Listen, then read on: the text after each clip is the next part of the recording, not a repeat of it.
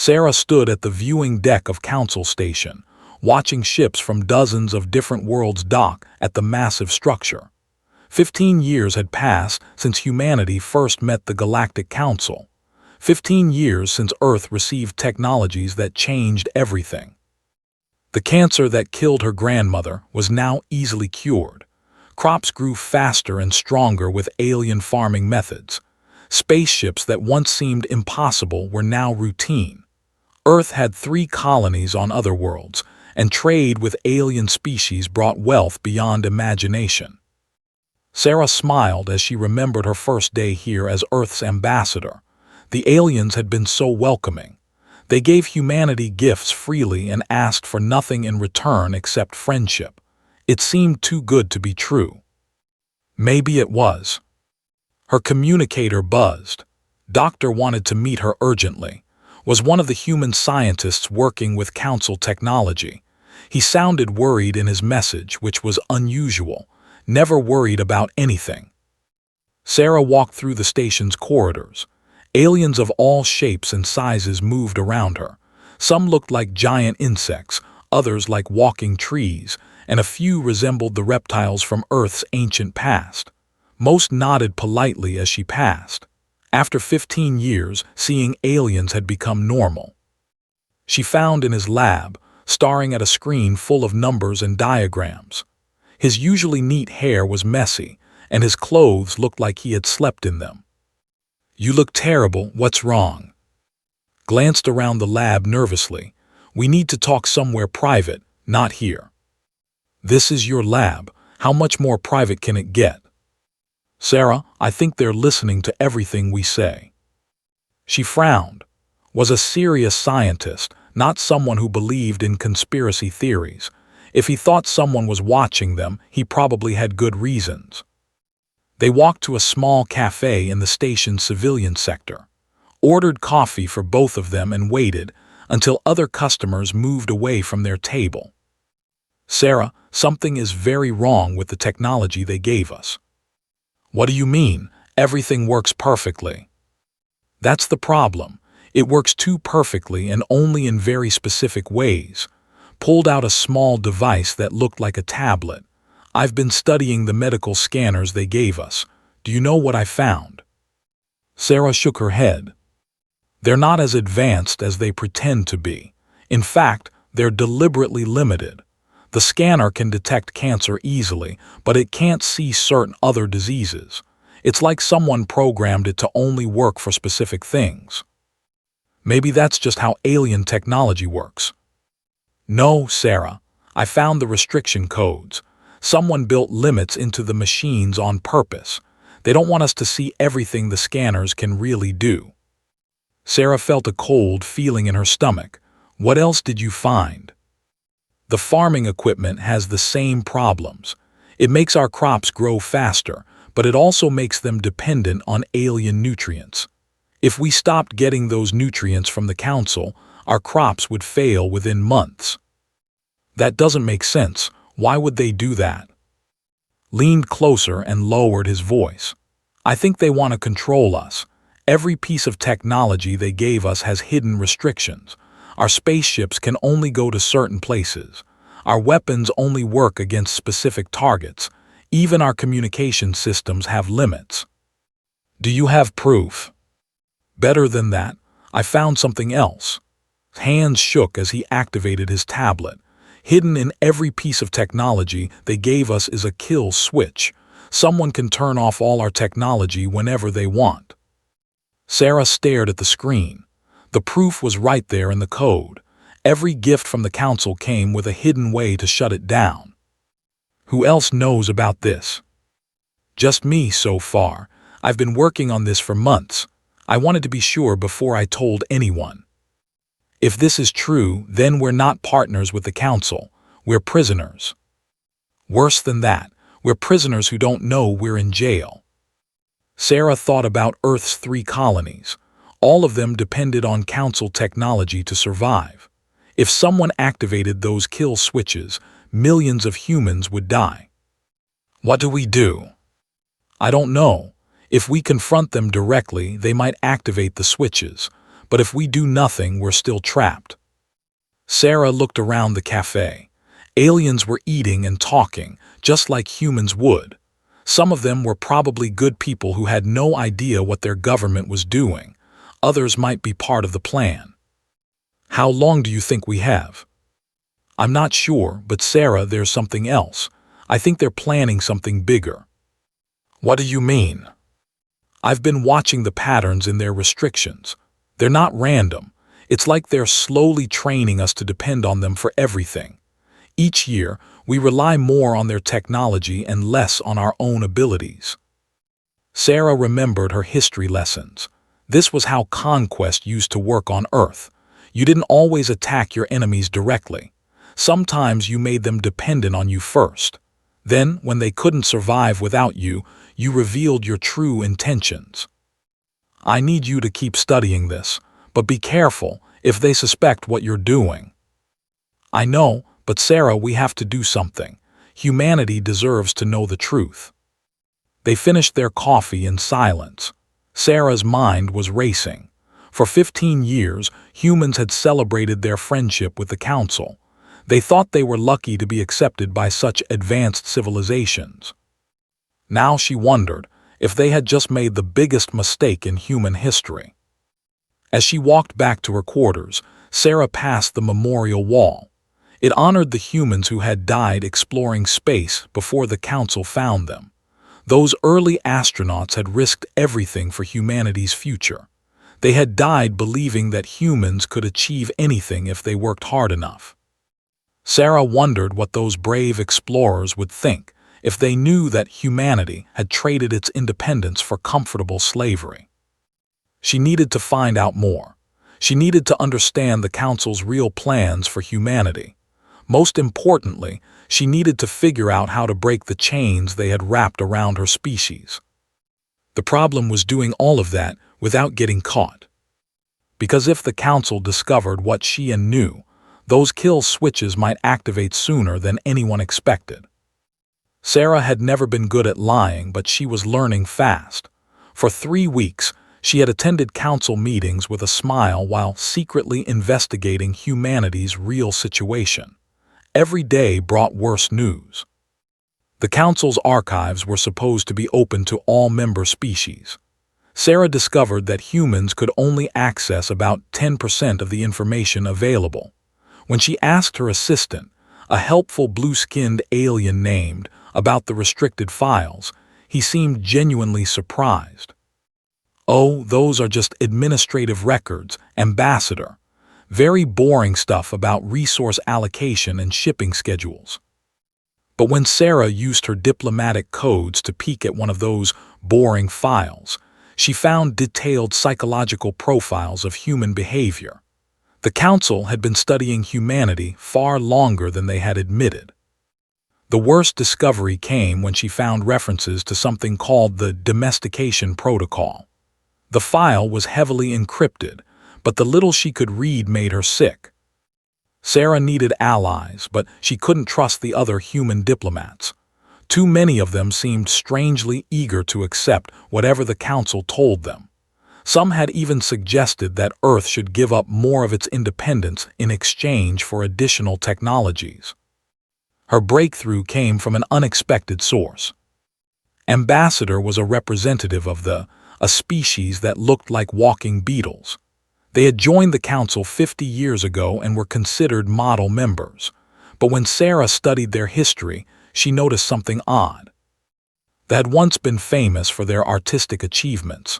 Before joining the Council, they had created beautiful sculptures and music that other species admired. But in the past 50 years, their art had become simple and repetitive. They seemed to have lost their creativity. Sarah decided to take a risk. She invited for a private dinner and carefully brought up the subject of art. His compound eyes flickered with something that looked like pain. "We do not speak of the old ways, Ambassador. The Council helped us understand that such pursuits were inefficient. But your people were so talented. Surely some still create art." "It is discouraged. The Council provides us with approved entertainment. We find it quite satisfactory." The way said "satisfactory" sent chills down Sarah's spine. She had heard that same tone from human officials who promoted council policies. It was the voice of someone who had given up fighting. "Can I ask you something personal?" The alien ambassador looked around the restaurant nervously. "Of course, though I am not sure why you would want to." "Do you ever miss the old art, the sculptures your people used to make?" For a moment's careful composure cracked. "Every day," he whispered, "but it is forbidden to say so." Sarah leaned forward. "What if I told you that I think the Council is doing something similar to humanity?" His eyes went wide with fear. "You must not say such things, they listen to everything." "Then let's go somewhere they can't listen." Sarah had found something interesting while exploring the station. There was an old maintenance tunnel that the Council's monitoring systems couldn't reach. It was probably an oversight, but it gave them a place to talk freely. In the tunnel, Story came pouring out. The Council had contacted them with promises of prosperity and protection. They had offered technologies and trade agreements, but slowly, over decades, they had changed society. First, they said our art was too complex for other species to appreciate. They suggested we simplify it for galactic audiences. Then they provided machines to help us create more efficiently.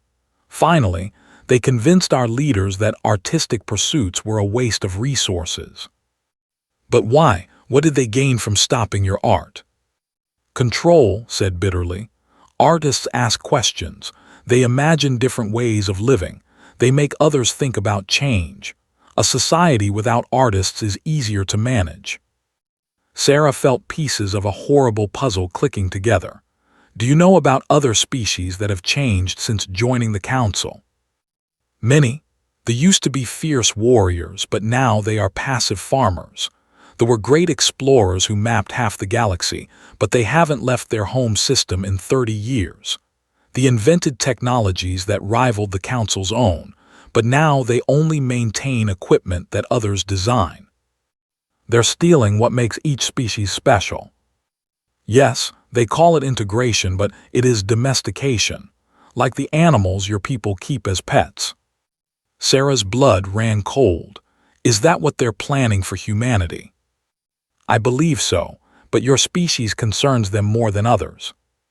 "Why?" Was quiet for a long moment. "Because humans are unpredictable. Most species have one or two outstanding qualities. Humans have many. You are reasonably intelligent, fairly strong, very adaptable, and incredibly stubborn. Worst of all, from the Council's perspective, you are dangerously creative. So they want to remove our creativity, like they did with your people." "Not exactly. They have different plans for humanity. I have overheard conversations between Council members. They want to preserve human military capabilities while removing your ability to develop new technologies independently." Sarah's heart sank. "They want to turn us into soldiers." "Controlled soldiers. A warrior caste that serves the Council's interests but cannot threaten Council authority." "How long do we have?" "Not long. The Council is preparing to implement the final phase of the protocol. They are waiting for the right moment to make their move." "What kind of moment?" "An emergency. Something that will make humanity grateful for additional Council protection. When people are afraid, they often accept restrictions they would normally refuse." Sarah thought about Earth's colonies and the millions of humans living in space. If something happened to threaten those colonies, humanity might beg the Council for help. They might even agree to additional oversight and control. "I need to warn my people, but I need proof, evidence that others will believe." "I can help you, but you must understand the risks. If the Council discovers what we are doing, both our species will suffer." "I understand, but I can't let them turn humanity into their attack dogs." Reached into his diplomatic pouch and pulled out a small data crystal.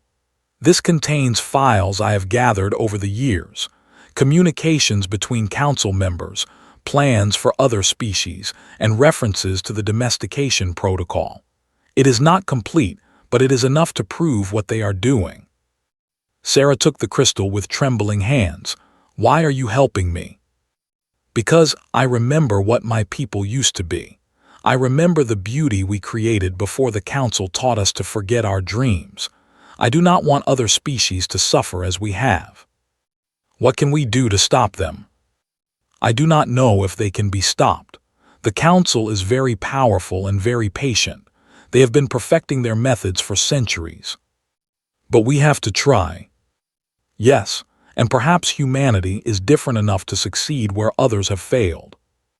Sarah looked at the data crystal. It contained proof of the greatest deception in galactic history.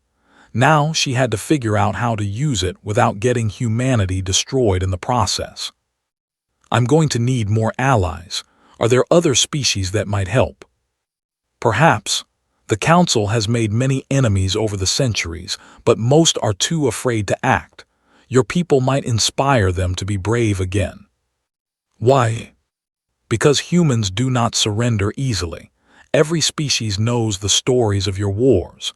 Even when outnumbered and humans find ways to fight back. That spirit terrifies the Council. Sarah smiled grimly. The Council had studied human history and seen only violence. They had missed the most important lesson. Humans hated bullies, and they never stopped fighting them. Sarah stood outside the Grand Council chamber, holding the data crystal that would change everything. Ambassador waited beside her, his beetle-like form trembling slightly. In a few minutes, they would either expose the greatest conspiracy in galactic history or destroy their civilizations trying. Are you certain about this, Sarah? Asked for the 10th time. Once we reveal what we know, there will be no going back. I'm sure humanity deserves to know the truth. The chamber doors opened with a soft hiss. Inside, representatives from 47 species sat in a great circle around the central speaking platform. High Counselor, a tall reptilian being with silver scales and cold yellow eyes, presided over the session from an elevated throne.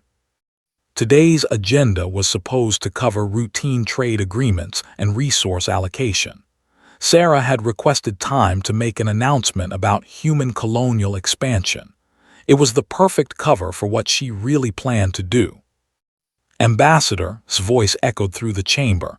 You may present your report. Sarah walked to the center of the circle, feeling dozens of alien eyes watching her. Some of these representatives were probably innocent, unaware of what their government was doing. Others were likely part of the conspiracy. Honored representatives, Sarah began, her voice steady despite her racing heart. I stand before you today not to discuss trade or colonies, but to reveal a truth that affects every species in this chamber. Murmurs rippled through the audience, eyes narrowed slightly. For 15 years, humanity has been grateful for the Council's friendship. We believed we were partners in a great galactic community, but we were wrong. Sarah activated her holographic projector. The first image showed the restriction codes that Doctor had found in human technology. Every piece of technology the Council gave humanity contains hidden limitations. Our medical scanners cannot detect certain diseases. Our weapons only work against specific targets. Our ships cannot travel to restricted areas. Most importantly, every device has a kill switch that can be activated remotely. The murmurs grew louder. Several representatives looked shocked. Others appeared worried. These are serious accusations, said, her voice calm but dangerous. Do you have proof of these claims? I do. Sarah triggered the next hologram, showing communications between council members that had provided. These files reveal the existence of something called the Domestication Protocol, a systematic program to control and manipulate member species. One of the communications appeared on the screen, translated into standard galactic language. Human integration proceeding as planned. Military capabilities preserved while technological development successfully limited. Recommend advancing to Phase 3 within 2 years. The chamber erupted. Representatives from dozens of species began talking at once. Some demanded explanations. Others asked if their own civilizations had been similarly manipulated. Silence's voice boomed through the chamber. The noise died immediately. Sarah continued, knowing she only had moments before they stopped her. The Council has been studying humanity since before first contact. They selected us not as equals, but as tools. They want to preserve our fighting ability while destroying our independence. They plan to use human soldiers to enforce Council expansion while making sure we never become a threat to their authority. More files appeared on the hologram. Psychological profiles of human behavior, plans for behavioral modification programs, proposals for genetic alterations to reduce human aggression. The Council has done this to other species, Sarah said, looking at. They used to be incredible artists. Now they create nothing. They were fierce warriors who protected their independence. Now they are passive farmers who accept whatever the Council tells them. Several representatives were now shouting at each other in their native languages. The carefully maintained order of the Council chamber was breaking down. Stood slowly, her presence commanding attention even in the chaos. Enough. The chamber fell silent again. Ambassador, your accusations are both false and dangerous. You speak of conspiracy when the truth is simple stewardship. Sarah felt her heart sink as began to speak. She had hoped to expose the conspiracy and shame the Council into changing their behavior. Instead, they were about to defend it. Young species require guidance, continued, her voice carrying across the chamber. Left to develop without supervision, most civilizations destroy themselves or become threats to galactic peace. The protocols you describe as manipulation are actually protection. Protection from what? From yourselves. Yellow eyes focused on Sarah like a predator studying prey. Humanity achieved interstellar travel in less than a century after discovering powered flight.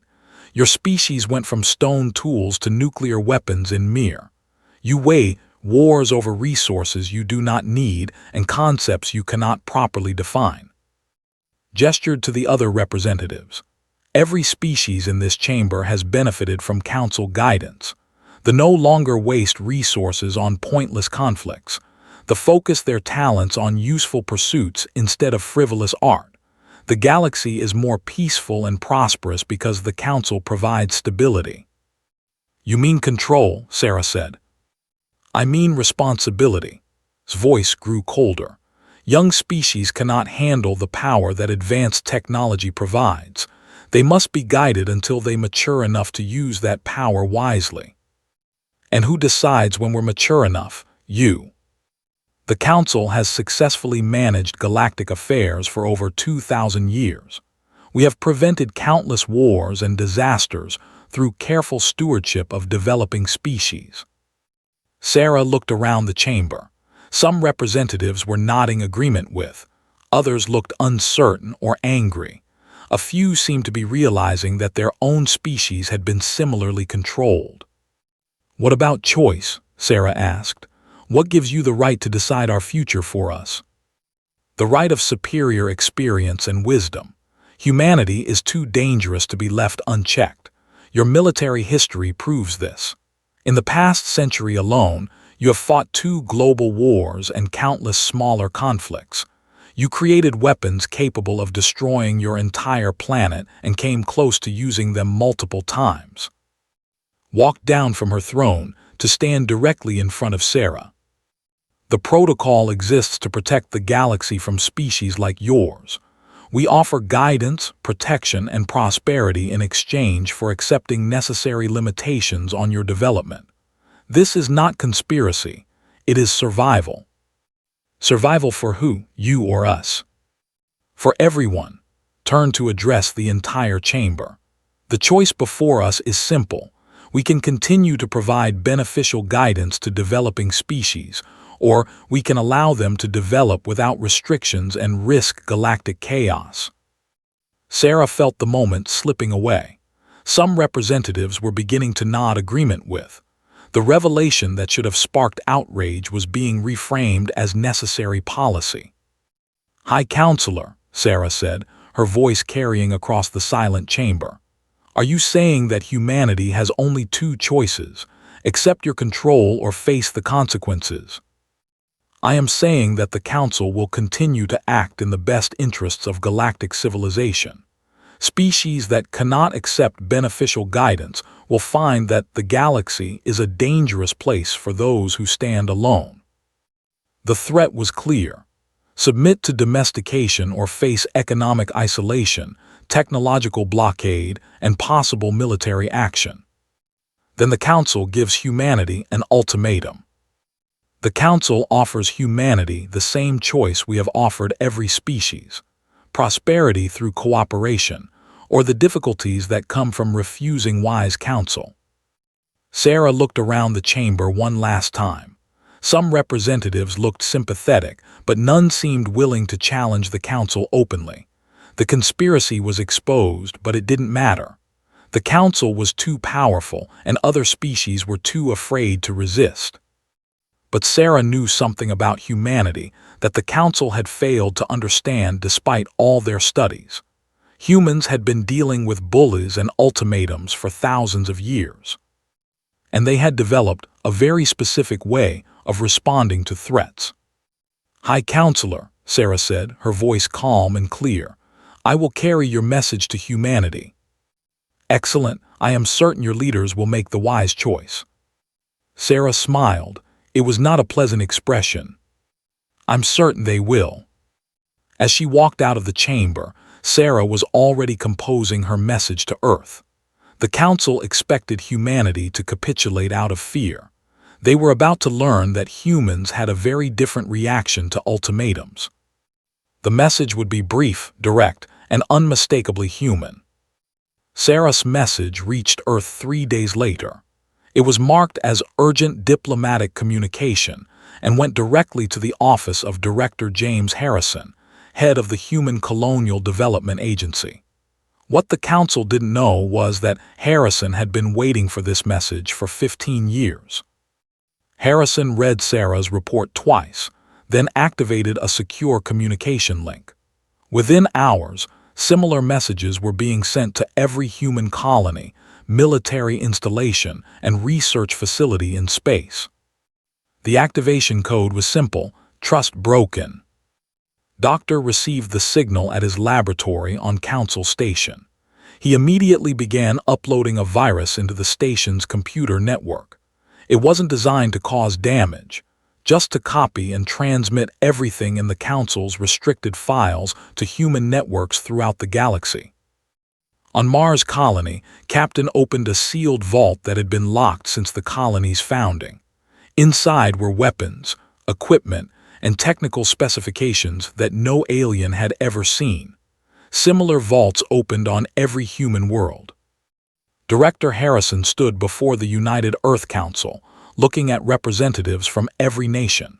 15 years ago, these same people had celebrated humanity's acceptance into galactic civilization. Now their faces were grim. "Ladies and," Harrison said, "we have confirmation. The galactic community we thought we were joining is actually a prison, and the Council has just demanded that we accept our chains willingly." President Maria Santos of the South American Federation spoke first. "Director Harrison, are we really prepared for this?" "Ma'am, we've been preparing since day one. From the moment the Council made contact, we knew there was a chance they might not have humanity's best interests at heart." "You've been planning for war this whole time." "We've been planning for betrayal. Human history taught us that when someone offers you something that seems too good to be true, it usually is." Harrison activated a holographic display showing human space. But instead of the 3 known colonies, the map revealed dozens of hidden installations throughout nearby star systems. While we publicly celebrated our friendship with the Council, we quietly maintained our independence. Every piece of technology they gave us was studied, reverse-engineered, and improved. Every restriction they placed was noted and worked around. We've been building our own ships, developing our own weapons, and establishing our own supply lines. General of the Pacific Alliance looked impressed. How did you keep this secret from the Council? Because they weren't really looking. They assumed that their monitoring and restrictions would be enough to control us. They forgot that humans have thousands of years of experience hiding things from authority figures. The truth was remarkable in its simplicity. While humanity publicly praised Council technology, human engineers had been secretly developing alternatives. The medical scanners with built-in limitations had been studied until humans could build better versions. The restricted spaceship designs had been analyzed and improved.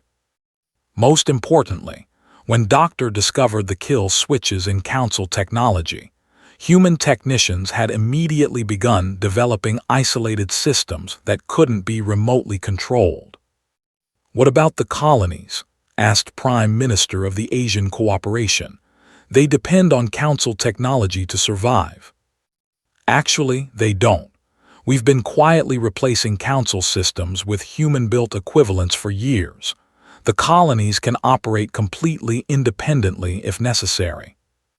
Harrison changed the display to show the real scope of human preparation. Hidden shipyards had been building warships using improved versions of Council technology. Research stations were developing weapons and defenses the Council had never seen. Most importantly, human agents had been secretly contacting other species who had been domesticated by the Council. "We're not fighting this alone. At least 12 other species have been waiting for someone to make the first move against the Council. They've been secretly sharing information with us for years." "How do we respond to the Council's ultimatum?" President Santos asked. Harrison smiled. "Ambassador is waiting for our official response. I believe humanity's answer should be brief and to the point." He activated his communication system and opened a channel to Council Station. Sarah appeared on the screen, looking tired but determined. "Sarah, do you have a secure line to the Council?" "Yes, sir. High Counselor is expecting humanity's answer within the hour." "Then give her this message." Harrison's response was exactly 2 words long, but those 2 words carried the weight of human history, the defiance of every person who had ever stood up to a bully, and the promise that humanity would never willingly accept slavery. "Go then." On Council Station, received the message with confusion. Her advisors were equally puzzled. The response made no sense from their perspective. "What does this mean?" she asked her intelligence chief. "We're not certain, High Counselor. Perhaps it's some form of human diplomatic protocol." But Doctor, still secretly uploading Council files, understood perfectly. It was the human equivalent of "make me" or "do your worst." It was the response of someone who wasn't afraid of your threats because they were already prepared for war. Decided to clarify the situation. She ordered the immediate activation of all kill switches in human technology. If humans wanted to be stubborn, they would learn what defiance cost. The switches activated perfectly. Council monitoring systems showed that every piece of technology they had given humanity was shutting down exactly as designed. But nothing happened on the human colonies. The medical scanners kept working, the ships kept flying, the life support systems continued operating, even the communication networks remained active. "How is this possible?" demanded. Her technicians scrambled to find an answer. It took them 6 hours to discover the truth. Humans had quietly replaced every critical system with their own technology. The Council kill switches were shutting down empty shells while human-built alternatives continued operating. Worse, the Council's own networks were now compromised. Human viruses were copying and broadcasting sensitive information throughout the galaxy. Species that had been controlled for centuries were learning about the domestication protocol. They were also learning that humans had found ways to detect and remove Council monitoring systems. Authorized the deployment of Council enforcement fleets. Humanity wanted independence. They would learn what happened to species that challenged Council authority. The first fleet to reach human space found something unexpected. Instead of the 3 known colonies, they encountered 17 defended positions with weapons that shouldn't have existed. Human ships using improved versions of Council technology engaged the enforcement fleet. The battle was brief but decisive. Council ships designed to intimidate defenseless civilizations were no match for human vessels built specifically for war against superior enemies. But the real shock came when other species began refusing orders. Artists started creating forbidden sculptures. Warriors remembered their fighting traditions. Explorers launched ships toward the galactic rim. Throughout Council space, species were downloading human instructions for detecting and removing control systems. They were sharing technical data for building independent technology. Most dangerously, they were organizing. High Counselor realized that humanity had done something unprecedented. They hadn't just prepared for their own independence, they had prepared to liberate everyone else. As reports poured in from across the galaxy, finally understood what humanity's response meant. Go, then, wasn't a diplomatic phrase, it was a dare. Humans were calling the Council's bluff, and they were ready for whatever came next. The Council had ruled through fear and manipulation for 2,000 years, but they had made a crucial mistake. They had tried to domesticate the one species in the galaxy that had been fighting for freedom longer than anyone else. Now every oppressed civilization was learning that the humans were right. Bullies were only powerful as long as you were afraid of them. And the galaxy was no longer afraid. 6 months after humanity's declaration of independence, High Counselor stood in what remained of her command center, watching her empire collapse in real time. Red warning lights flashed across dozens of screens as reports came in from across the galaxy.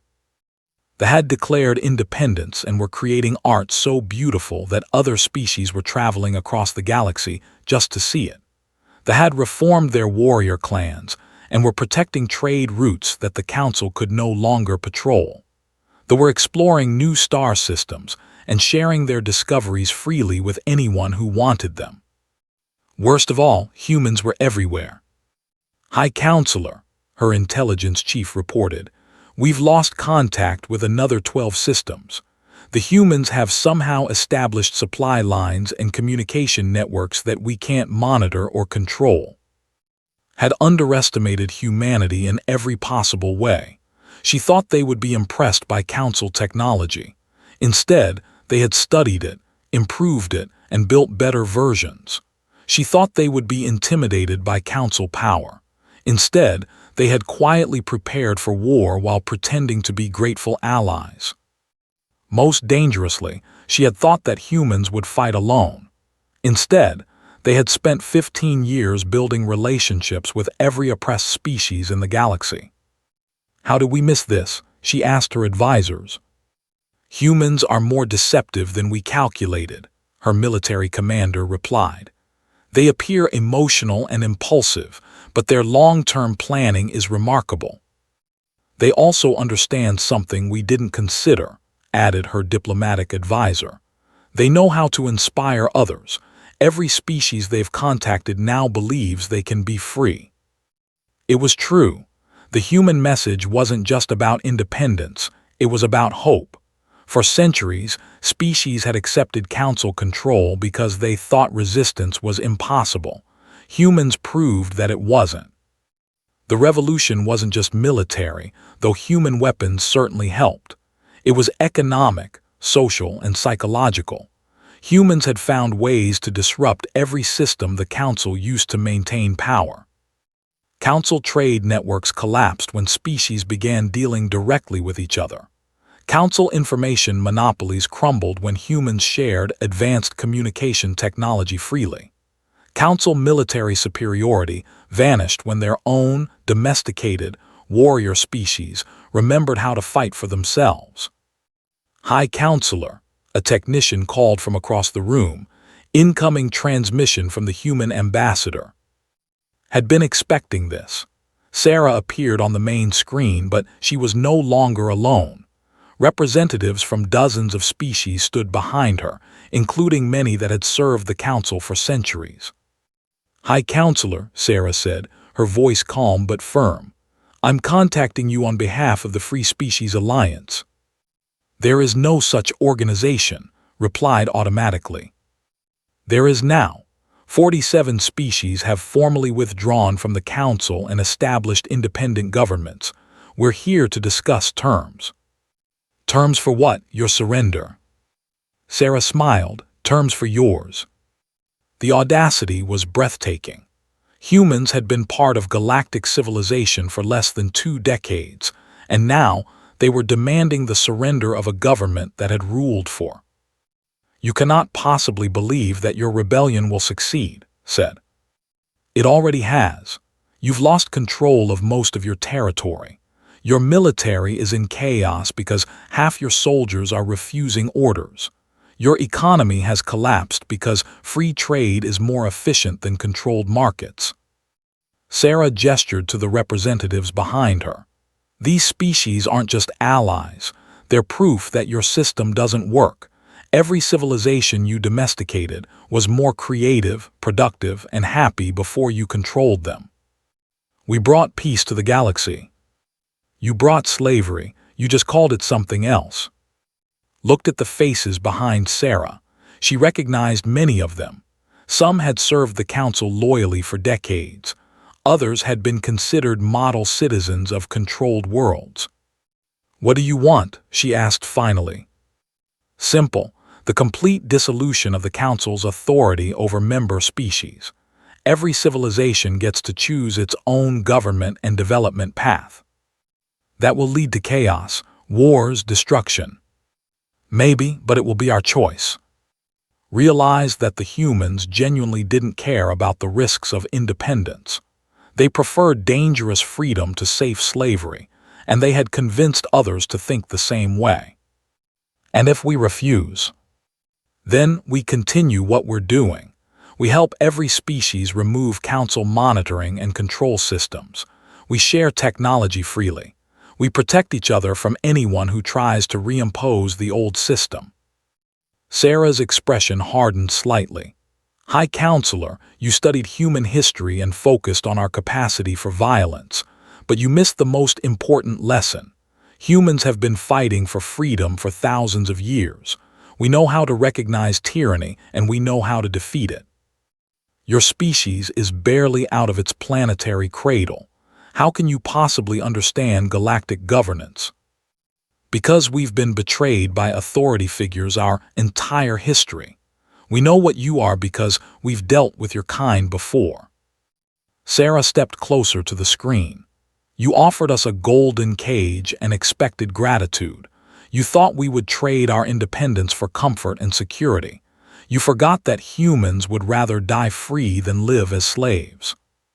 Felt something she hadn't experienced in centuries, genuine fear, not of human weapons or military power, but of human ideas. The concept that freedom was worth any price was spreading faster than any virus. "What happens to the Council if we agree to your terms? You can keep governing any species that genuinely wants your protection, but you can't force anyone to stay, and you can't prevent others from leaving." It was a death sentence for Council authority. Without the ability to control member species, the Council would collapse within years. "High Counselor," Sarah continued, "I want you to understand something. Humanity isn't trying to conquer the galaxy. We just want to make sure no one can conquer anyone else." Looked around her command center. Most of her staff were watching the conversation with expressions she couldn't read. For the first time in her long career, she wondered if some of them agreed with the humans. "You realize that your rebellion will inspire others, species not yet discovered, civilizations that might be dangerous." "Yes, and when we meet them, we'll offer them the same choice we're offering you. Join us as equals or leave us alone." "And if they choose conquest instead?" Sarah's smile was sharp.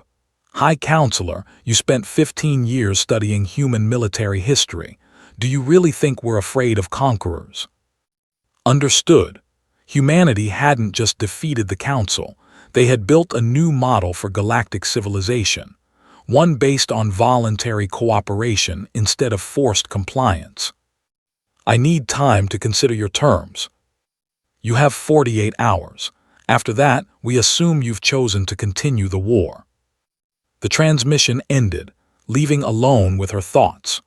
Around her, the greatest empire in galactic history was crumbling because one species had refused to accept comfortable slavery. 2 days later, the Galactic Council formally dissolved itself. In its place, dozens of independent species began forming voluntary alliances based on mutual benefit rather than control. The humans established their headquarters not on some grand space station, but in the same United Nations building where they had once declared all humans to be equal.